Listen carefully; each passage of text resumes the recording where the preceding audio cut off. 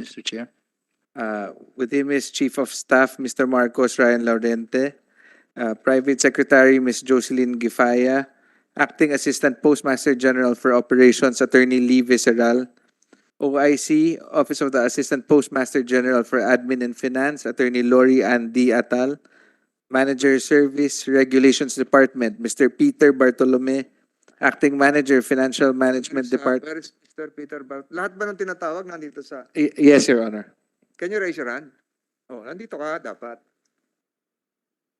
Dito ka mo po.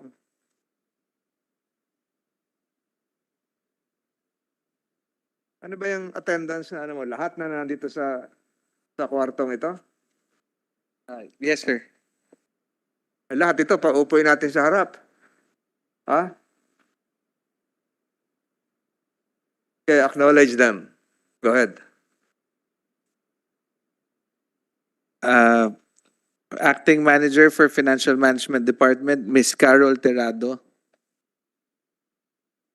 Acting Manager for the Management Information Systems Department, Mr. Valeriano Delito. Acting Manager for the Corporate Planning Department, Ms. Mara Beatriz Gervasio. And Chief of the Budget and Financial Management Division, Ms. Gladys G. Remo.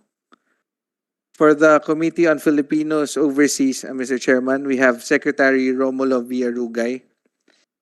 And with him is Undersecretary Valerie Joy A. Brion. From the Philippine Space Agency, we have Director General Dr. Joel Joseph Marciano Jr. With him is Director 4, Dr. Mark Cesar Talampas, Director Sonia P. Cabangon, Mr. Rosel Nino Vicente, and Ms. Jeneline I. Garjano. We also have from the Philippine Space Agency, Mr. Chairman, Dr. Ariel C. Blanco, Director 4, Attorney Noel Risa Castillo, and Dr. Gay Jane Perez. That is all, Mr. Chairman. Good afternoon. Hindi sila nakaregister? Ha? Okay. Baka ibang agency ang mga yan. Naligaw kayo. Same agencies that were tackling the budget. Now, during the previous budget briefing, the three agencies already presented briefly their budget for 2024.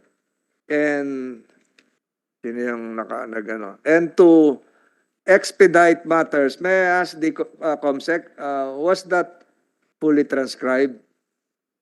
Yes, Mr. Chairman. So the committee chairman directs the secretary to incorporate into the records the discussions made during that previous budget briefing held last September 5. Ngayon ay September 11. 9/11 ngayon. 9/11. Exactly how many years ago? Ganitong oras din yan. More or less ganitong oras. So we will incorporate in the records the budget briefing made by the three agencies concerned. We're waiting for some senators to be here. The minority leader, I think, would be around to ask some questions. But we can go on. This is the procedure that we will follow to help you expedite the passage of your budget. We'll provide 10 minutes for a presentation coming from the three agencies concerned. You may or may not repeat or reiterate what you have discussed before, but I suggest that you underscore the important highlights of your budget preparation presentation conducted last September 5, including those not discussed, if there are any. And perhaps justify the need for the new appropriations that you have stated in all these documents and probably which you have not stated before, unless otherwise asked by the senators, and you are lucky because your hearing coincided with the hearing budget deliberation of Department of Migrant Workers. Doon din ako galing eh. Munti ko na nga makalimutan kayo. Kung napasarap ako doon sa kabila, wala na. Nagkalimutan na tayo. Nandun ako sa kabila. So, can we also invite Senator Tulfo to be here? Ano natin? Para marami matanong itong tatlong ito. I'm asking Senator Raffy Tulfo to be also present because baka maging interesado siya sa inyo para meron kayong cardiac moments. Nag-lunch na naman kayo, di ba? Okay.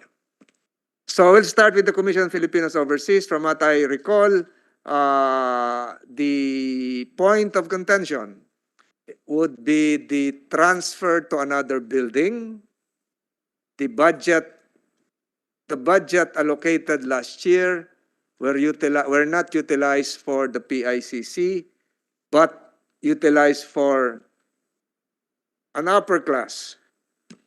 Oh, ba't natawa kayo? Upper class, di ba? Upper class, not middle class condominium. So, aside from that, there were, I think, new items an item needed for, as far as I can recall, a deputy, sa inyo ba yan?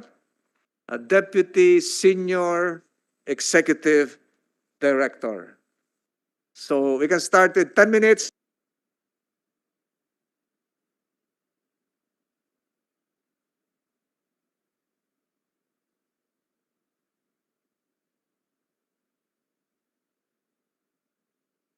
Without me asking and reiterating, can you answer all the three agencies the most important COA findings made this year without me asking?